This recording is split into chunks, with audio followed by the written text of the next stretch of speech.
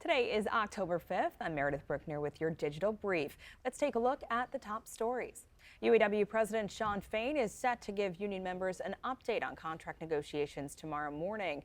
Fain's previous end-of-week messages have concluded with him calling more workers to the picket lines. It's unclear if that will happen tomorrow. Meanwhile, news about Fain's speech follows more layoffs from the big three automakers. Ford is letting go of 350 workers at its Livonia plant and 50 more at the plant in Sterling Heights. General Motors has locked in a $6 billion credit line just in case the strike lingers. GM says the strike has cost them $200 million so far. And in other news, an attorney representing some of the Oxford High School shooting victims is speaking out after a Michigan Supreme Court decision that allows the shooter's parents to face trial. Ben Johnson says his clients are relieved to know that James and Jennifer Crumbley will go to court. Needless to say, that my clients are very happy that we're now moving forward. So this is an important step. It's a long trail of people that should be held responsible under the law. Criminal often goes first before civil, and the jury gets to make that decision and go from there. Then ultimately, it'll be our turn in the civil courts. The parents are charged with involuntary manslaughter and are accused of not doing enough to stop their son from carrying out the shooting. No court date has been set for James and Jennifer Crumbley. And for the first time in U.S. history, the Speaker of the House has been removed from his position as the leader of the chamber by a vote of 216 to 210. Lawmakers booted Speaker Kevin McCarthy. As Skylar Henry reports, the House is now in unprecedented territory. The office of Speaker of the House of the United States House of Representatives is hereby declared vacant.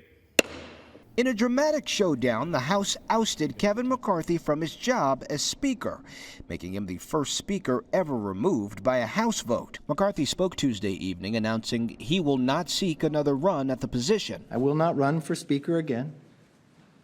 I'll have the conference pick somebody else. Chaos is Speaker McCarthy. McCarthy's key GOP rival, Matt Gaetz of Florida, sparked the historic move by forcing the vote on the motion to vacate. The reason Kevin McCarthy went down today is because nobody trusts Kevin McCarthy. You all know Matt Gaetz. You know it was personal. The now former Speaker angered right-flank members of his party by working with Democrats on a funding bill to avoid a government shutdown.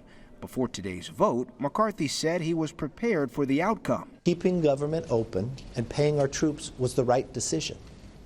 I stand by that decision. And at the end of the day, if I have to lose my job over it, so be it. Moments after the vote to remove McCarthy, his close ally, Patrick McHenry of North Carolina, was named Speaker pro tempore.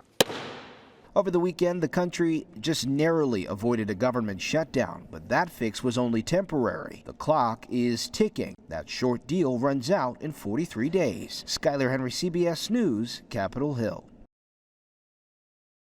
Now to next weather meteorologist Kylie Miller with an update on the forecast. Kylie, how's it looking out there? It's going to be rainy here, especially this afternoon as well as the evening hours. So make sure you give yourself some extra time for the evening commute home because it is going to be soggy with heavier bands of rain. Temperatures for today reaching highs in the low 70s. That's going to be achieved early in the afternoon. Then temperatures going to fall through the 60s, landing in the upper 50s for lows. Tomorrow, more sunshine, maybe a few stray rain showers. Temperatures will be in the upper 60s. Then it's going to be much cooler over the weekend into next week with highs mainly in the 50s. Saturday and Sunday, we're going to be monitoring a few more rain showers to move through southeast Michigan. Thank you for that update. And that's going to do it for today's digital brief. For weather, news, and sports, we're covering it all for you here at CBS News Detroit, streaming live on CBS News app and on Pluto TV.